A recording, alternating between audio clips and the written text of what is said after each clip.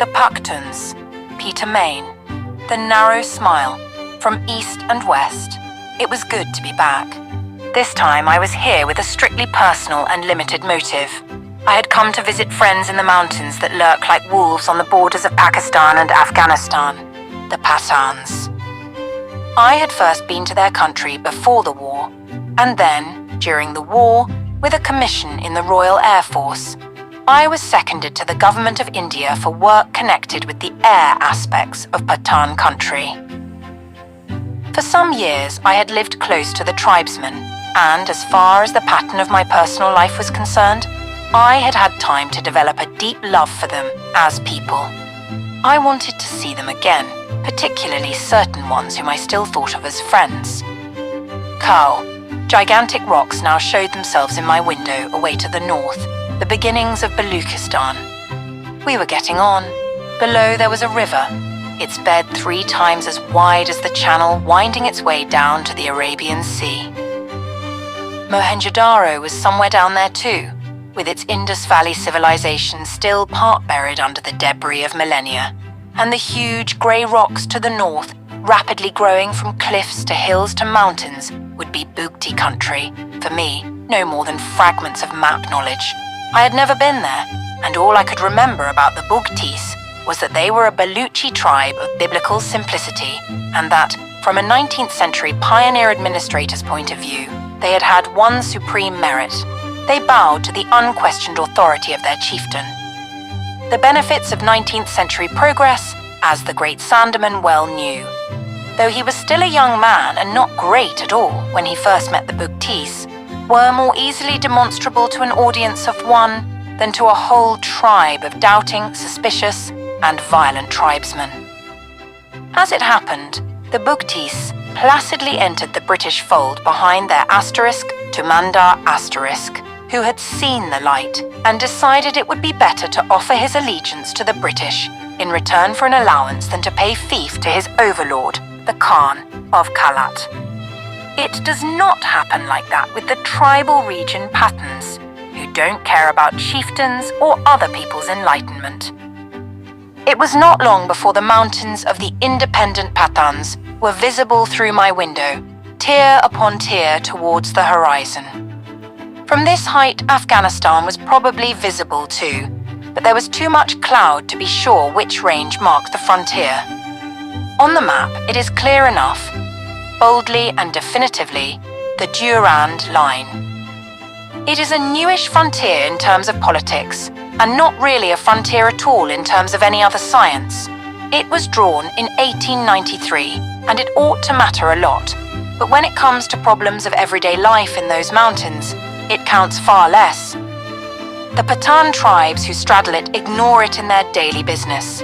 It is no more than a symbol. History has taught them to use politics and its symbols much as they use their rifles, to train on their opponents when it suits them, but otherwise to be slung over the shoulder and disregarded. The term Pathan is the Indian mispronunciation of the name the Pathans give themselves. Pakhtun. Who these people are is another matter. The Encyclopedia Britannica admits how difficult it is to trace clear references to them earlier than the 11th century AD. Some modern historians in the East are less chicken-hearted. They say that the Pakhtun tribes of today are direct descendants of a people mentioned by Herodotus in the 5th century before Christ, the Pakhti. The fact of the matter is that nobody really knows.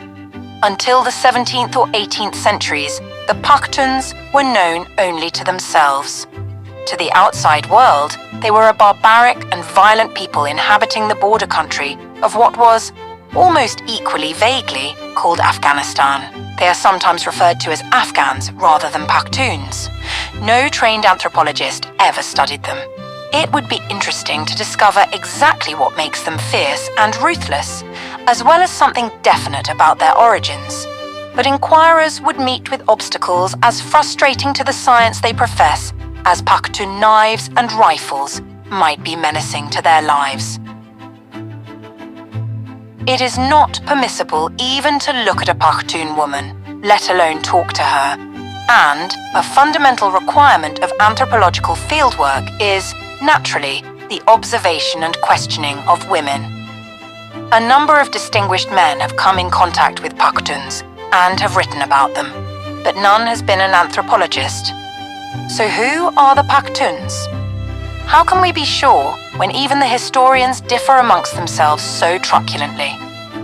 Still, from my point of view, the uncertainties do offer an advantage that I can choose to believe what I choose to believe. I choose to believe those who say that none of the Pakhtun tribes is indigenous to the country it now occupies.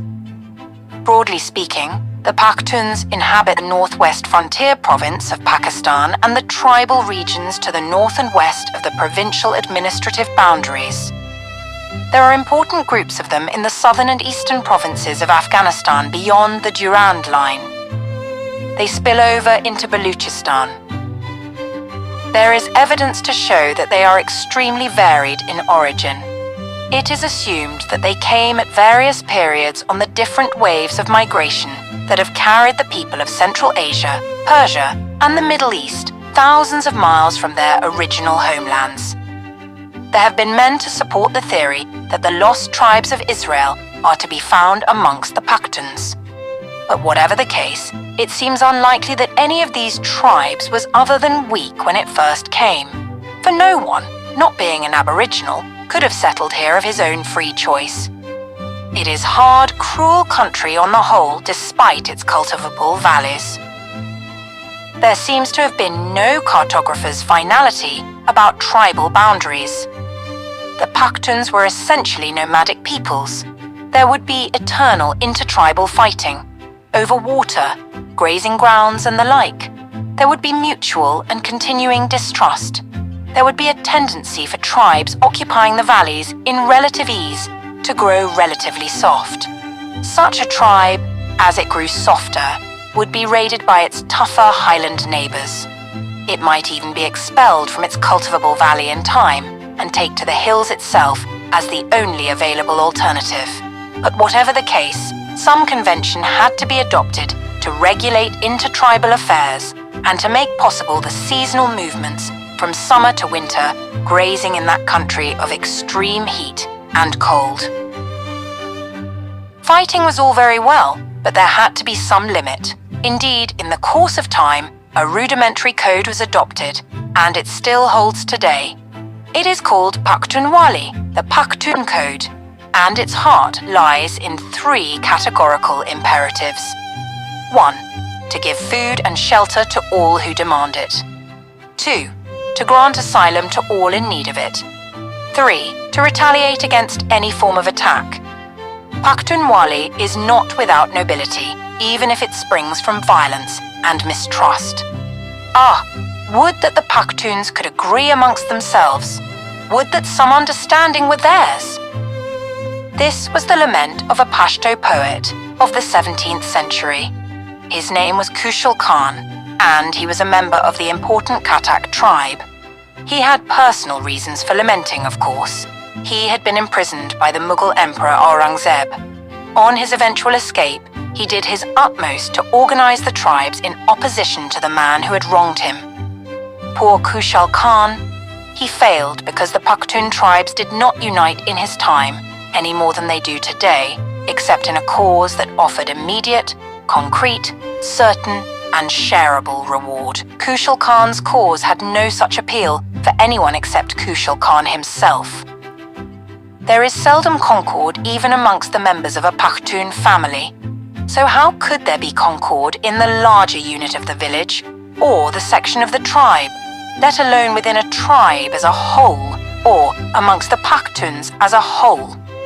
You cannot expect concord unless the individual advantage of each member of the unit is demonstrably the same.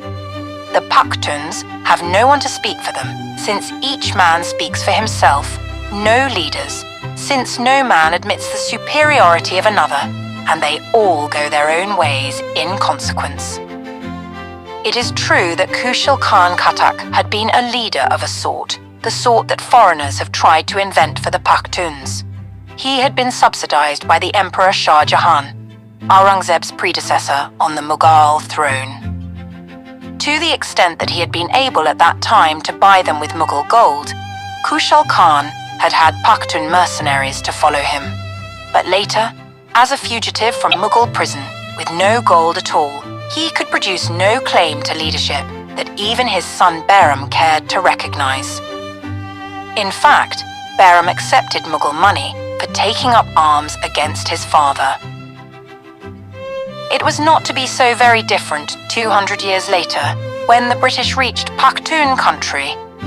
The Maliks, or headmen, through whom the British hoped to control Pakhtun country, were obeyed by the tribes they were supposed to represent only to the point where the British had power to enforce obedience, or where it suited individual pockets to obey. It was madness for the government to count upon undertakings given by Maliks in the name of a Pakhtun tribe, as they could in the case of the Baluchi tribes, for example, and ridiculous to brand as disloyalty a Pakhtun's failure to play the political game according to rules laid down by foreigners. The tribes play the political game instead of football, and with unorthodox brilliance.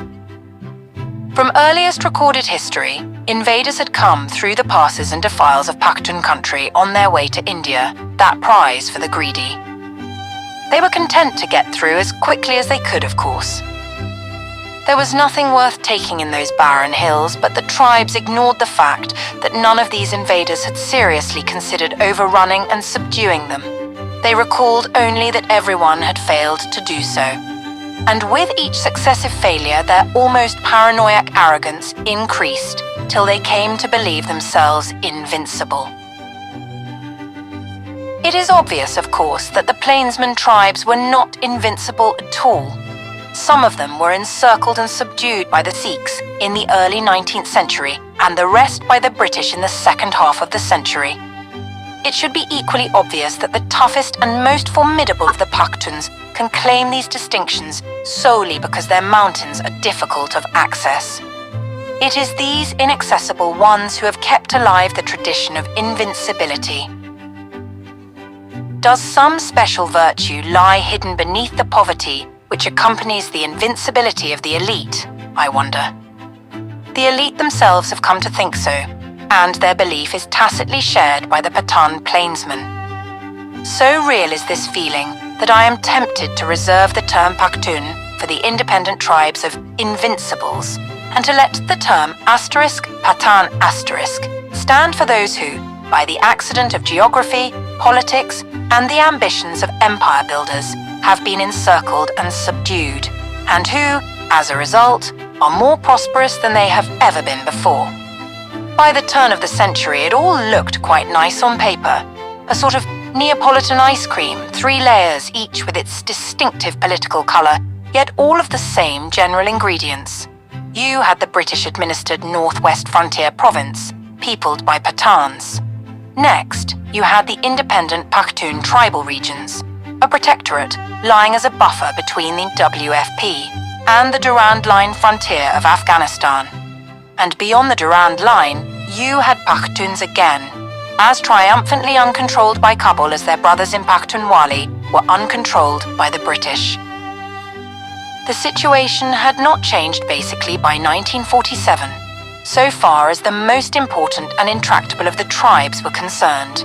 For example, the Wazirs, the Masouds, the Afridis, and the Mohmans on the British side of the frontier, and all the Afghanistan Pakhtuns on the far side of it.